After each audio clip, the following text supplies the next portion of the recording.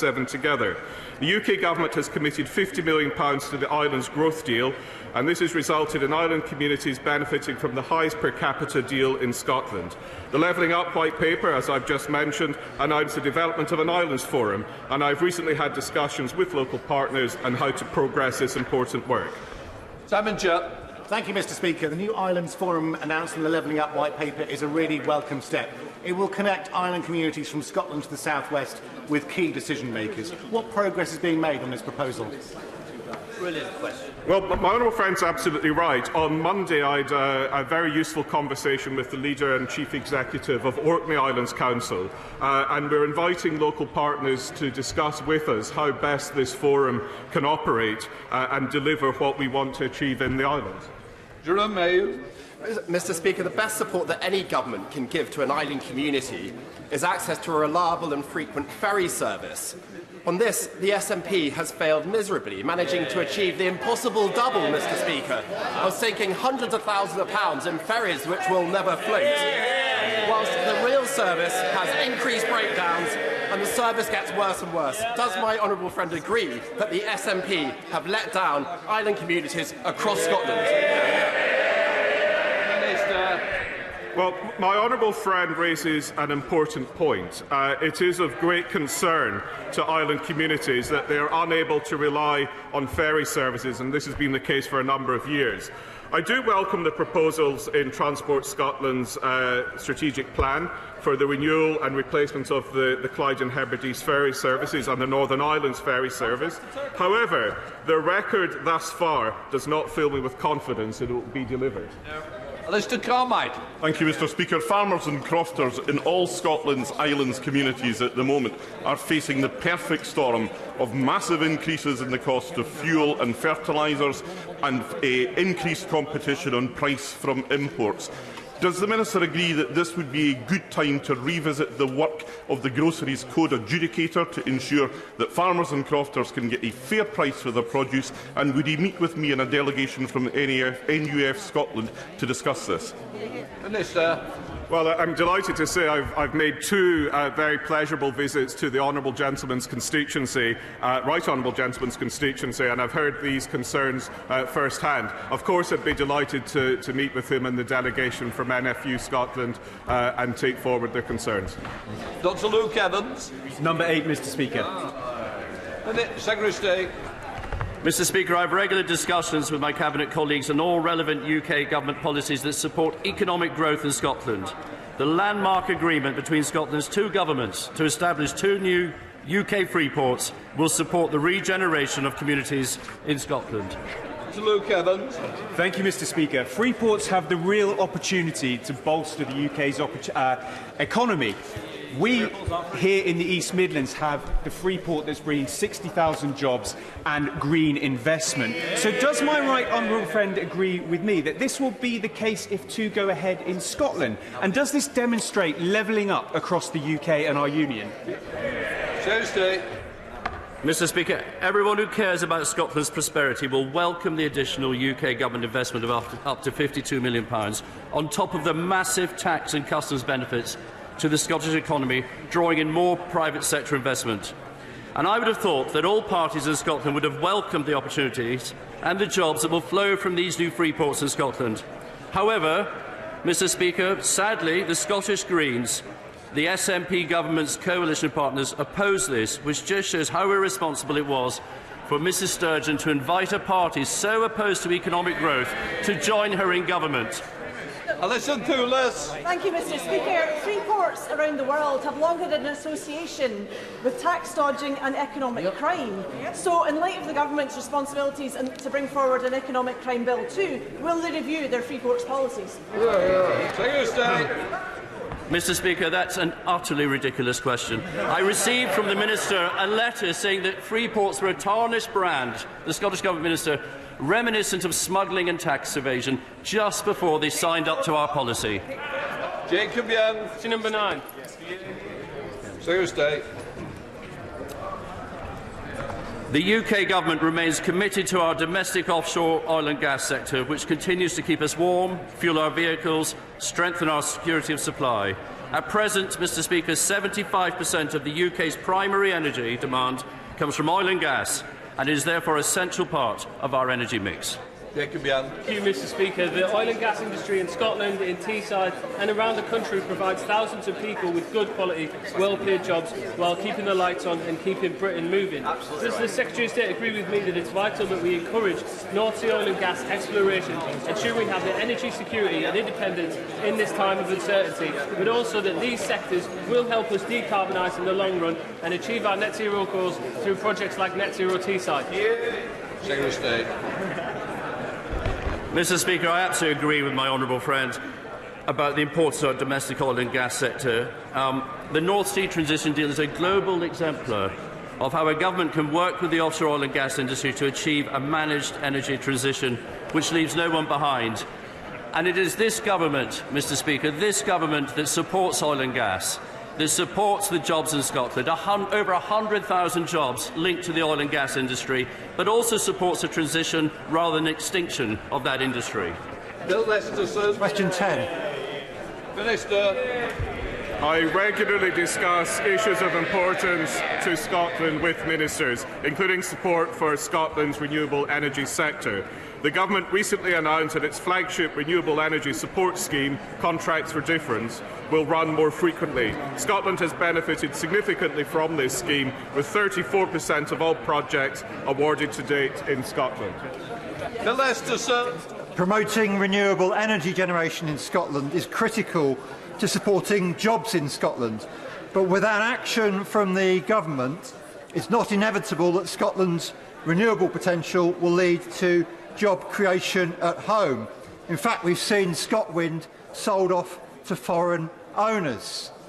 So can the Minister tell me what discussions he's having with Scottish ministers about the creation of jobs in Scotland in renewable energy? Minister. Well, I'm happy to tell the honourable gentleman is that we are negotiating with and discussing with the Scottish Government, and I can point to a number of schemes in the city and regional growth deals that are promoting renewable energy, such as the Core project in East Ayrshire, Orion in Shetland, and the EMEC research in Orkney. Before we come to Deputy Prime Minister's questions, I would like to point out that the British Sign Language interpretation of proceedings is available to watch on Parliament Live TV. We start with questions to the Prime Minister. Dean Russell. Question 1, Mr. Speaker. Deputy Prime Minister. Mr. Speaker, I've been asked to reply on behalf of my right honourable friend, the Prime Minister.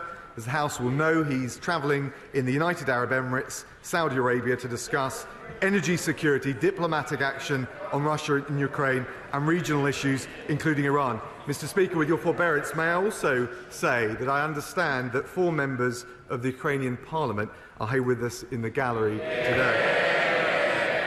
And I'm sure I speak for the whole House in saying that we stand in total solidarity with you. Camelot is one of the largest employers in Watford and for Watford, and its employees have worked tirelessly to successfully run the National Lottery for decades. They play an important role in communities across the UK, many local projects and good causes, including in my constituency. So whilst I obviously declare an interest in the Gambling Commission's decision yesterday not to appoint the licence to Camelot, I do wonder, given the current situation in Ukraine, if my right honourable friend considered it appropriate that the next licensee of the operator of the National Lottery is known to have a joint venture with Gazprom. Can I thank my honourable friend and just say what an incredible job the National Lottery has done, delivering £45 billion to good causes. He's right, the 4th licence will ensure operator profits are better aligned with returns to good causes. Can I just also say on the specific points he makes, I understand that Alwyn's owner, Mr. Komarak, who's long criticised the Putin regime, is in discussions with the Czech Republic government regarding the joint venture with Gazprom and removing its involvement. We now come to the Deputy Leader of the Opposition, Angela Rayner. Thank you, Mr. Speaker, and can I also welcome Ukrainian MPs to this House today? And Mr. Speaker, can I start by wholeheartedly welcoming the positive steps towards returning Nazardine Zaghari-Ratcliffe and Anusha Ashuri to the UK. I'm sure members across the House want to show their support for their families and them.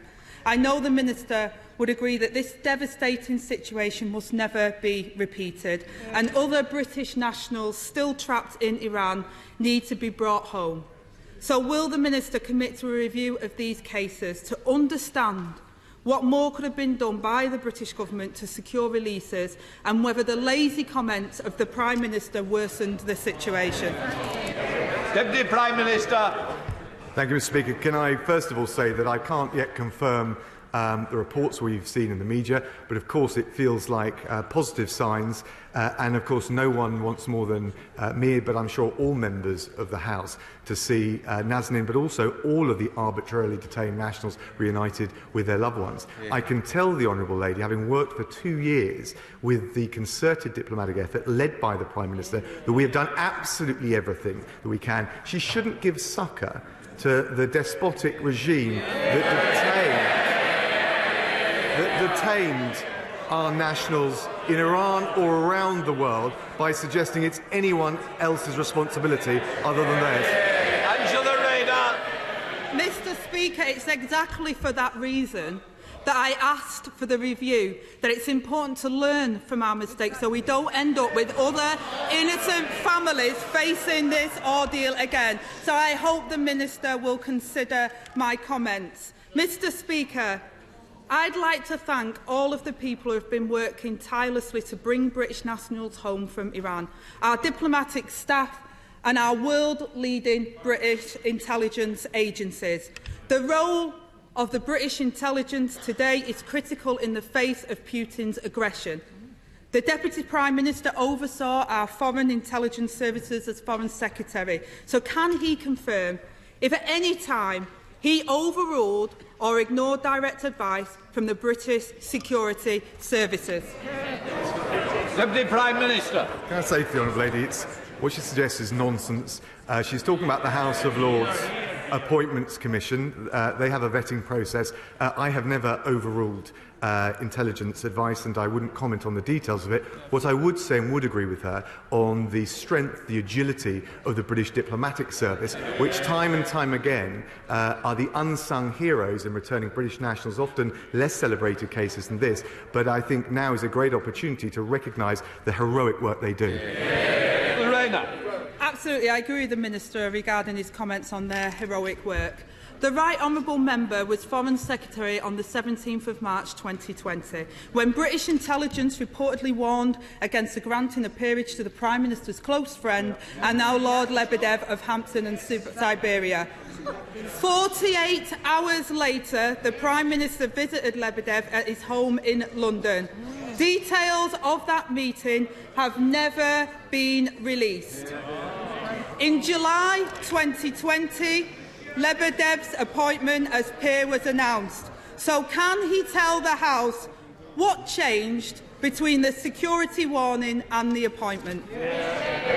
Deputy Prime Minister. Sorry, the Honourable Lady knows full well all individuals nominated for a peerage are done so in recognition of what their contribution is to society. And I should say, that includes those of Russian origin who contribute brilliantly to our nation, many of whom in this country are critics of the Putin regime. Live peerages are vetted by the House of Lords Appointments Commission for matters of probity, and frankly, I think she should know better.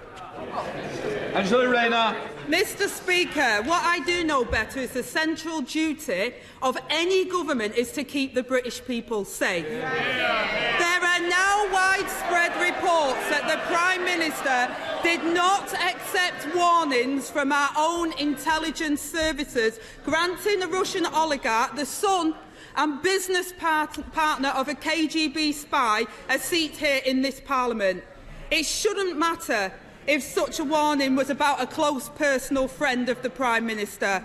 It shouldn't matter if he gave the Prime Minister thousands of pounds of gifts, and it shouldn't matter how much champagne and caviar he serves.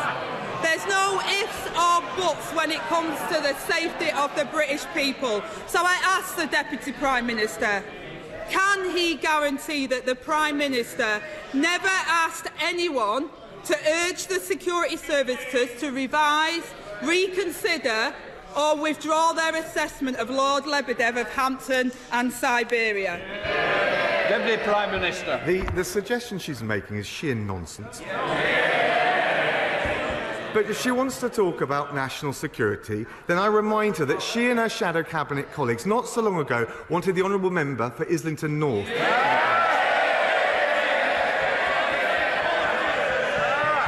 Mr. Speaker, a man who wanted and talked about abolishing the army, pulling out of Trident, she voted for that. Has there ever been a more ridiculous, reckless, naive moment to call for unilateral nuclear disarmament and pulling out of NATO? A Labour government would put at risk our security. We're doing everything we can to protect it. Angela Rayner.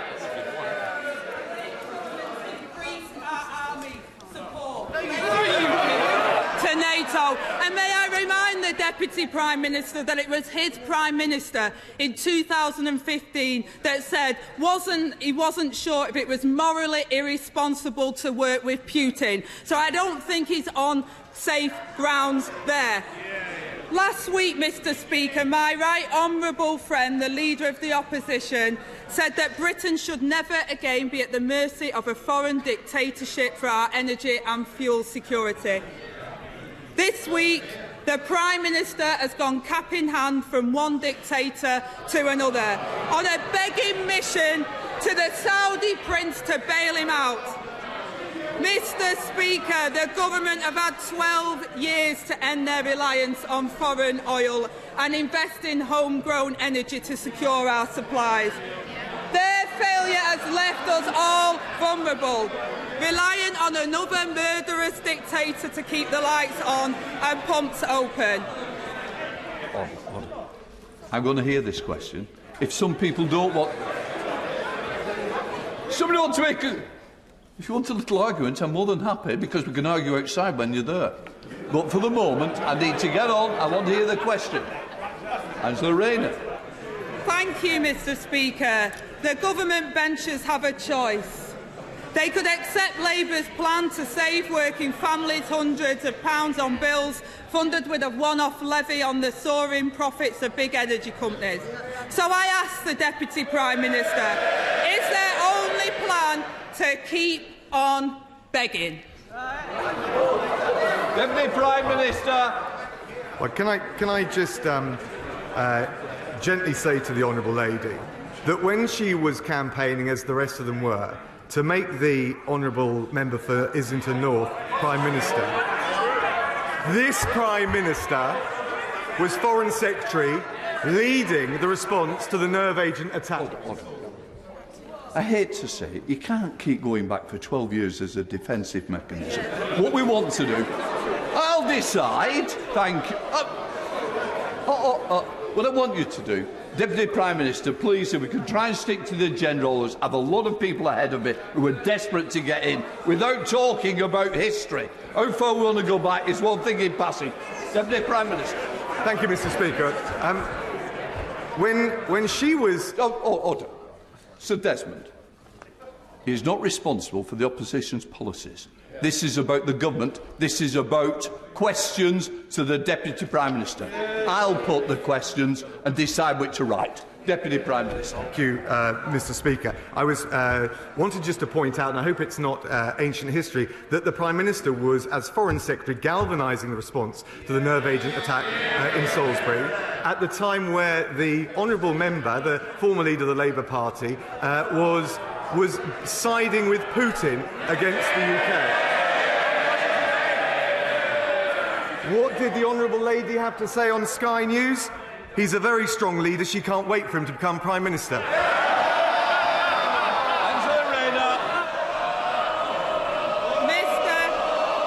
Mr. Speaker, there is a war in Europe. There is a fuel energy crisis in Britain. Democracy is at risk. We must support the courageous efforts of President Zelensky and the Ukrainian people. These uncertain times require leadership with integrity. A leader that works with the security services, can be trusted to say the right thing for British diplomacy and provide security for the British people. Instead, Mr. Speaker, we have this sorry excuse of a government sat before us. They hike tax on 27 million working people while the super rich increase their wealth. They watch energy prices rise by over 50% while the companies enjoy profits they didn't even expect. And they cavort with Russian oligarchs in luxury villas while neglecting the security of the British people. And remember, Mr. Speaker, they partied while the country was in lockdown and were unable to see their dying loved ones. Can the Deputy Prime Minister look the British people in the eye and really say this government is doing their best in their interest? Deputy Prime Minister. Well, Mr. Speaker, I'll tell you what this government, this Prime Minister have done. 1,000 Russian individuals sanctioned, a combined wealth $45 billion.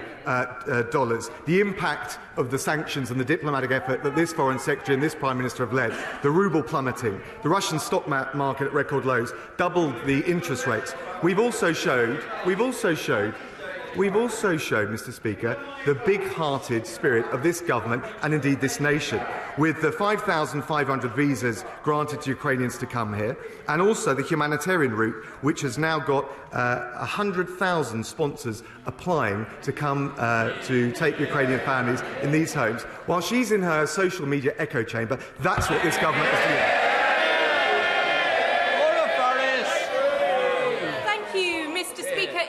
Good to see my right honourable friend visit the International Criminal Court earlier this week, but they have enduring difficulties with funding. Last year they had a $40 million shortfall in their budget because some participating states failed to meet their annual contribution. The International Criminal Court is only as good as the sum of its parts, so what steps can the government take to secure contingency funding to ensure that one day Russian military commanders in Ukraine can expect to stand trial for war crimes? My honourable friends, bang on.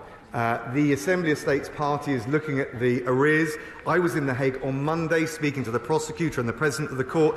We will be coming forward with a voluntary package of financial and technical support because now, as they look at the situation in Ukraine, we want, and I think the whole House would want, Putin and his commanders to know if they continue with war crimes in Ukraine, they'll end up not just in the dock of a court, but behind bars. We now come to the Leader of the SNP, Ian Blackford.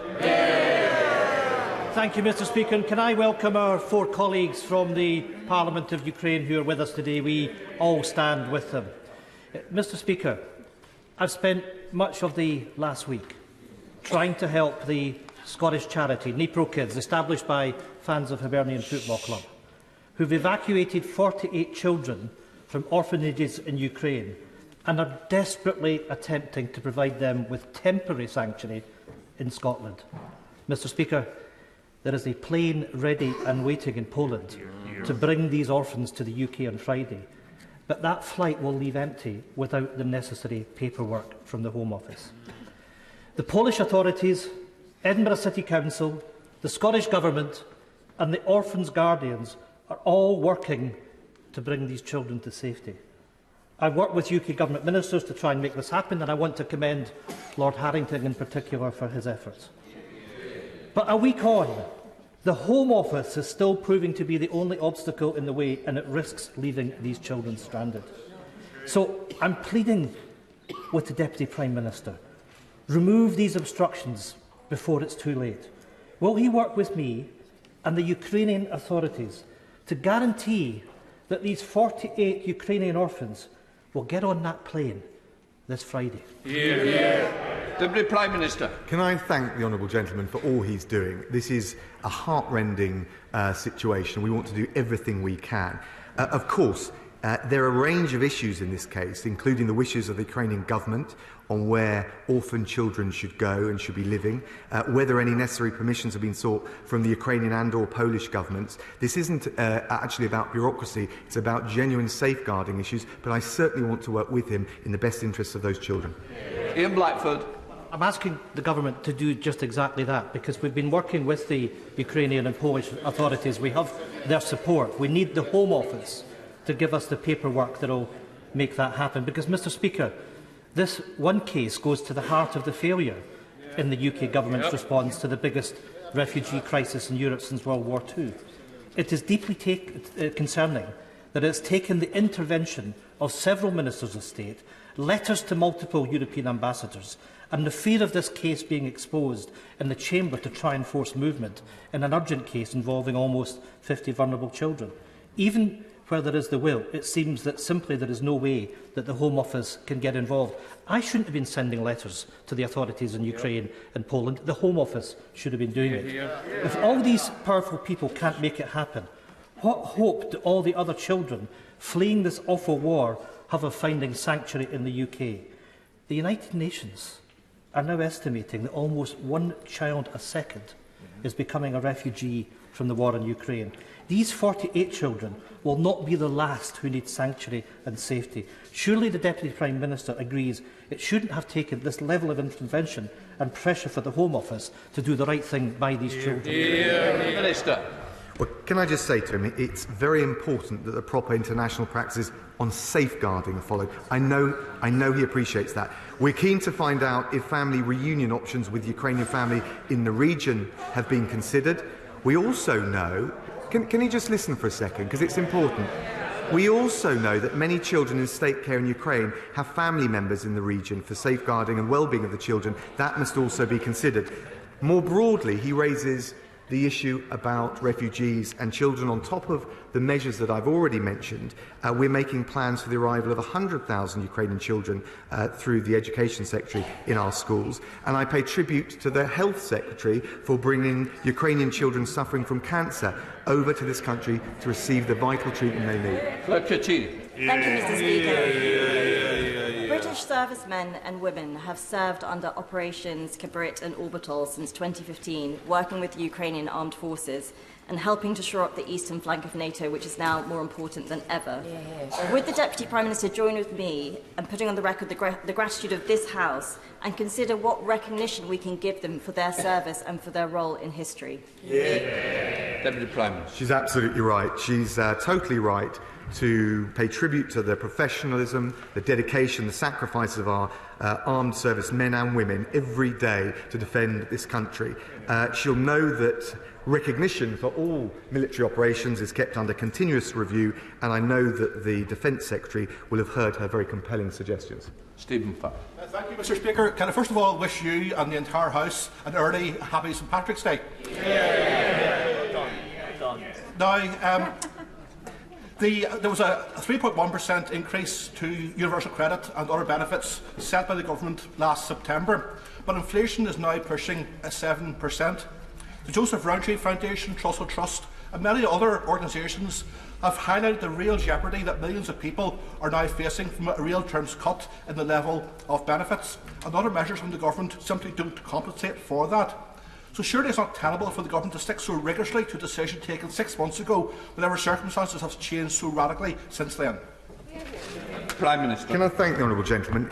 He's right about the cost of living challenge, not least with the war in Ukraine. The government and the Chancellor have already put in place a £20 billion package across this year, £9 billion to help with energy bills, the rest to deal with the wider cost of living issues. That includes raising the national living wage. On UC that he mentions, we're giving nearly 2 million families an extra £1,000 a year. The Kickstart scheme, increasing the personal tax threshold by over 50% since 2010. We're doing everything we can, and of course we'll keep the cost of living issues under constant and regular review. Gareth Davis. Thank you, Mr. Speaker. With multinationals scaling back Russian operations and local businesses stepping forward with offers of jobs and equipment, once again, British businesses are responding at a time of great challenge. Will the Deputy Prime Minister join me in thanking all those businesses across Lincolnshire who have offered support? And can he outline how the government may be able to connect those offers of support with the Ukrainians in most need?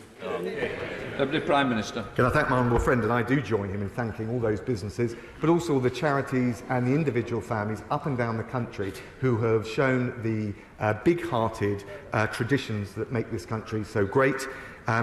He will be aware, of course, of the new sponsorship scheme. We've had overall 100,000 sponsors apply, and of course working with businesses is particularly valuable because we know that there's huge value not just in terms of allowing those that come here to get access to work, but it also helps them to integrate into our society as confident members of our community. Matt Weston. Thank you, Mr. Speaker. I'm sure the Deputy Prime Minister will agree with me that when it comes to judging a person, it's often done by the company that they keep. When it comes to tennis, when it comes to tennis, the Prime Minister enjoys the company of and backhanders of Lyubov Chernikin. When it came to celebrating the election victory, the Prime Minister prioritised the party hosted by the former KGB agent Alexander Lebedev. He has a great many others, such as Viktor Fedotov and Alex Temerko as friends. Can he therefore tell us what first attracted the Prime Minister to the billionaire Russian oligarchs? Deputy Prime Minister. I wasn't quite sure where he was going at the beginning of his question, but what I can tell him, of course, the Prime Minister is not just a very social individual.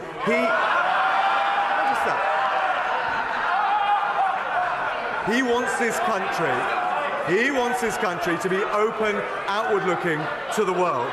But we were the government, and he was the Prime Minister, and I was the Foreign Secretary, that introduced the Sergei Magnitsky sanctions, that put human rights sanctions, asset freeze and visa bans, not just on Russians where we have evidence of wrongdoing, but also the murderers of Khashoggi, also the persecutors of the Myanmar minority and many others. It was this government, not the Labour Party. Thank you, Mr. Speaker. The eyes of the world are rightly focused on Putin's evil invasion of Ukraine. But there is still a humanitarian crisis in Afghanistan. And I welcome the fact that the UK government is hosting a pledging conference later this month for that crisis. And can my right honourable friend ensure that we also keep education for those poor children on the agenda? Deputy Prime Minister. She's absolutely right, and we will keep the focus on Afghanistan and the many other conflicts around the world that need our support. I can tell her that that particular conference will provide specifically support for access to girls' education, a long-standing priority of the Prime Minister. And I would also just point out that we've doubled our humanitarian aid to Afghanistan for the financial year to £286 million. Thank you, Mr. Speaker. Appeasing murderous despots is never going to be the route to security of energy supply. So wouldn't it make more sense for the Prime Minister to be here talking to UK energy industries? Shouldn't he be talking to renewable energy developers about what they can do to bring their product on stream faster and quicker? And shouldn't he also be speaking to our own offshore oil and gas industry about what they can do in the here and now to improve security of supply and to assist in the journey towards net zero? Yes, he was doing that on Monday evening, I can tell the honourable gentleman. And now it's Wednesday, and yes, he's out in Saudi Arabia, closing a £1 billion investment deal, creating 700 jobs in the north in renewable energy. I think the Lib Dems need to keep up. Duncan Baker. Thank you, Mr. Speaker. North Norfolk is a rural constituency, and many residents rely on their car to get around, and they heat their homes by using heating oil.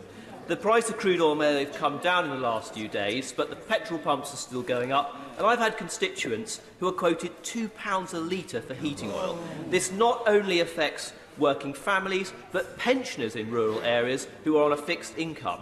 Can I ask that the Deputy Prime Minister does everything he can to make sure that in the spring statement we address these problems for really rural constituencies that are getting the double whammy of these crippling costs? Deputy Prime Minister. My honourable friend's absolutely right.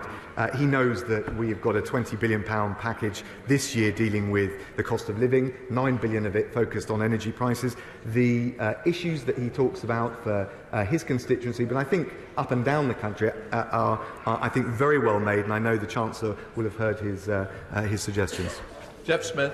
Thank you, Mr. Speaker. The Prime Minister is visiting Saudi Arabia, and as usual, we are told there will be frank, private discussions with the Saudis on their human rights record. But in the light of the state murder of Jamal Khashoggi, in the light of the brutal executions of 81 men at the weekend, why does the Deputy Prime Minister think that the UK's representations on human rights are so ineffective, and what more will we do to make the Saudis behave ethically? Can I thank the honourable gentleman? Can I just say to him, when I was Foreign Secretary and I went to Riyadh twice, and I know the Prime Minister will be raising these issues again, we talked about the women's rights defenders. He says we've been ineffective. They've all been released. We talked about Rauf Badawi, the author and critic. He was recently released. He mentions Jamal Khashoggi. We applied, I think we're one of the first to apply, asset freeze and visa bans on those responsible for his murder. So we are an outward, an international country. That is what Britain's role is in the 21st century, but we will never allow our moral red lines to be blurred. Tom Hunt. Thank you very much, Mr. Speaker. Rousseau once said about the Polish people, "You may swallow the pole, but you will never digest them." I think that powerful quote says so much for how the Polish people have stood up robustly and strongly against aggression over the years, and also about their steadfast support right now for their close and dear allies, the Ukrainian people. In Ipswich, we've had 3 lorries go from Ipswich to Lviv in support of the Ukrainian people. Will the Deputy Prime Minister outline the steps the government to take to support our close allies Poland as they take an unprecedented number of refugees, and of course, whilst they have their own security concerns in relation to Russia? Deputy Prime Minister. He's absolutely right, and I pay tribute to not just his constituents, but the Polish community in particular, and of course for their big-hearted support for the people of Ukraine. And of course, as a leading donor, I think the second largest donor to Ukraine, we've committed a further £174 million in aid, bring our total to £400 million. But that will also support those countries in the close proximity to Ukraine, their neighbours, and first and foremost will be Poland. Justin Mathers. Thank you, Mr. Speaker. On the 28th of April 2018, when he was Foreign Secretary, the Prime Minister is reported to have attended a party at a castle in Italy where he met a former KGB officer. Now, this was just weeks after the Salisbury poisonings and immediately after he attended a NATO summit on Russia. If that is not astonishing enough in itself, it is also reported he travelled there without any security detail or officials present. So will there now be an investigation into what sounds like a complete failure of national security? He's talking total nonsense. I don't have anything to add to what I've already said.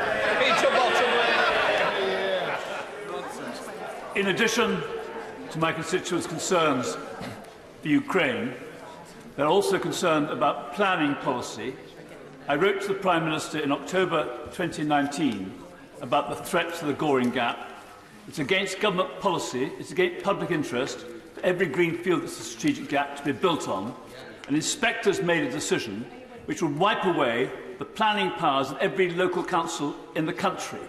Can I ask if the Prime Minister will see me and if the government will revoke this inspector's mistaken decision? Can I thank the honourable gentleman? Can I also, I empathise as someone with a massive proportion of agreement about my constituency on the frustrations I think honourable members across the House feel with some planning decisions that are made. However, once a planning decision is final, it can't be challenged unless it's successfully challenged in the courts. Stephanie Peacock. Thank you, Mr. Speaker. Last year, 255 children and young people were admitted to Barnsley Hospital for self-harm. That is 15 times the national average.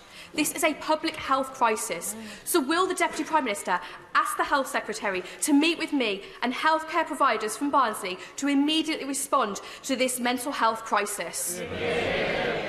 We've put a huge amount into both mental health and wider the NHS budget, not just on COVID, but to respond to the wider issues. I will certainly make sure in relation to the specific issue that she raises that an appropriate health minister will see her. Dr. Julian Lewis. Are any oligarchs with UK passports on our sanctions list? Can I thank the chair of the ISC? I think I would have to let the Foreign Secretary and the Foreign Office check carefully and respond to him in due course. Stephen Timms. Thank you, Mr. Speaker. 3 weeks ago, the chair of the UK Statistics Authority, Sir David Norgrove, wrote to the Prime Minister to point out that his repeated assertion that employment is now higher than it was before the pandemic is incorrect. Yesterday's employment statistics show 840,000 fewer self-employed people now than before the pandemic, and that overall employment is 580,000 lower. Does the Deputy Prime Minister agree that truthfulness is vital to trust in our democracy? Does he accept the correction from Sir David Norgrove?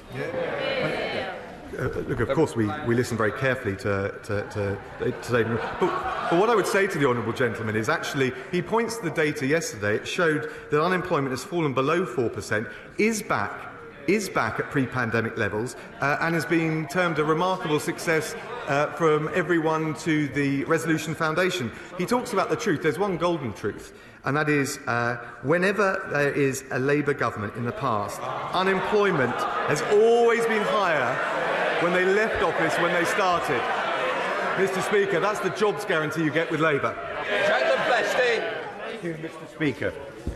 Thank you, Mr. Speaker. We have now provided more than 3,000 anti-tank weapons, training and other military support to Ukraine, alongside crushing financial sanctions on Russia and more bilateral assistance, humanitarian assistance aid than any other country. But can my right honourable friend confirm that we will continue to deliver further military aid and support, and with that we will supply the Starstreak anti-aircraft missiles necessary to destroy Russian jets? My honourable friend is absolutely right. We've delivered over 3,600 anti-tank missiles weapons. We'll also be sending a consignment of the Javelin anti-tank missiles, and we are indeed, as he says, exploring the donation of Starstreak anti-air missiles. Dan Carden. Thank you, Mr. Speaker. It's welcome that Ukrainians seeking asylum in Britain will have the right to work and access to public services. We should always offer sanctuary to those fleeing persecution. People who come to Britain to make it their home, no matter where they're from or the colour of their skin, make a hugely positive contribution to our society and economy, if they're supported to do so. So how can the government now justify not extending the same welcome and the same rights, including the right to work, to all people seeking asylum in Britain? Deputy Prime Minister. He's right that we have a strong tradition, and we've shown we've stepped up to the plate with the Hong Kong British National Overseas Citizens, with Operation Pitting, which brought 17,000 back, and we will go further and beyond the normal rules when there is a crisis, as we've seen in Ukraine. He's absolutely right about what he said in relation to the current scheme. Those coming here, the Ukrainians can live, work and access benefits. They can stay for 3 years with leave to remain, and I'm proud, and the whole House should be proud, not just of the big-hearted approach of this government, but also the 100,000 British sponsors who've come forward and said they will open their homes to those refugees. Sir Ian Duncan-Smith. Mr. Speaker, can I ask my right honourable friend that as the brilliant Ukrainian people fight and die on a daily basis for their rights of freedom and democracy, it's important, therefore, that we make something very clear, and I wonder if he would do this. They have asked for membership of NATO for a significant period of time, and NATO has chosen not to give it to them. My concern now is no matter what they decide, it remains their absolute right as a free nation and a free people to make such an application in the future, and, noticing that Finland is talking about being a member, that we treat them in exactly the same way as we would an application from Finland. Well, can I thank my right honourable friend? And he will have heard what President Zelensky has said overnight in relation to this. But one of the things that we've always been crystal clear as a government is that if there is a diplomatic off-ramp, and I have to say we have a heavy measure of scepticism about whether Putin could ever fulfil such a deal, but if there is, it has to be done with the will and the volition of the Ukrainian president and the Ukrainian people. We now come to Karamanaghan. Thank you, Mr. Speaker. My constituent is a popular parish priest in Glasgow. Originally from Nigeria, he became a British citizen last year and applied for his first British passport last summer. On his naturalisation certificate issued by the Home Secretary, it includes his title, Reverend Father, under his name. This is causing the Passport Office unexplained difficulties, and 7 months on, he's still waiting for his passport. Can I ask the Deputy Prime Minister to look at this case as a matter of urgency? His mother is extremely ill in Nigeria. He needs to get his passport to visit her. Deputy Prime Minister. Can I thank the Honourable Lady for raising that case? It sounds very sensitive. I will make sure a Home Office Minister looks at it as a matter of urgency. That finishes questions. I'll just let the room clear and then I'll do a punch one.